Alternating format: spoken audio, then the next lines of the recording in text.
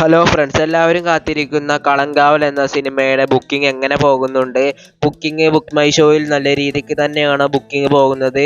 Booking trending ആണോ എന്നൊക്കെയാണ് നമ്മൾ ഇന്ന് ഈ വീഡിയോയിലൂടെ നോക്കുന്നത്. അതേപോലെ തന്നെ ഈ സിനിമയുടെ പ്രീ സെയിൽ കളക്ഷൻ എത്രയായി, ഈ സിനിമയുടെ ആദ്യ ദിവസം എത്ര കോടി രൂപ നേടും എന്നൊക്കെയാണ് നമ്മൾ ഇന്ന് ഈ വീഡിയോയിലൂടെ സംസാരിക്കാൻ പോകുന്നത്.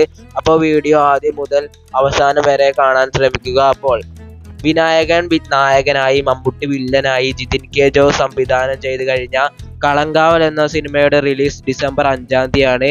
ഏകദേശം ഇനി ഒരു ദിവസം കൂടെ കഴിഞ്ഞാൽ കളങ്കാവൽ എന്ന സിനിമ തിയേറ്ററുകളിലേക്ക് എത്താൻ പോവുകയാണ്. അപ്പോൾ മമ്മൂട്ടിയുടെ ഏറെ ആരാധകർ കാത്തിരിക്കുന്ന കളങ്കാവൽ എന്ന സിനിമയുടെ ബുക്ക് മൈ ഷോയിൽ നിന്ന് നല്ല രീതിക്കത്തെ ടിക്കറ്റുകളാണ് ബുക്ക് മൈ ഷോയിൽ നിന്ന് വിറ്റുപോകുന്നത്. ഏകദേശം 24,000-ത്തിലധികം ടിക്കറ്റുകളാണ് ഇതുവരെ വിറ്റുപോയിട്ടുള്ളത്.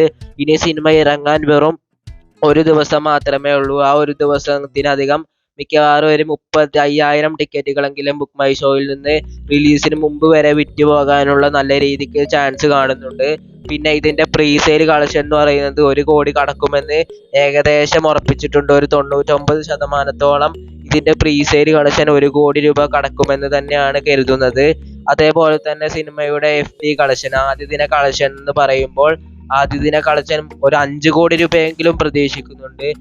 മമ്മൂട്ടിയുടെ ചിത്രമായതുകൊണ്ട് തന്നെ ഒരു കളങ്കാവൽ എന്ന സിനിമ ആദ്യ ദിവസം ഒരു 5 കോടി രൂപ ആദ്യ ദിന കളക്ഷൻ വേൾഡ് വൈഡ് ആയിട്ട് നേടുമെന്ന് തന്നെയാണ് പ്രതീക്ഷിക്കുന്നത്.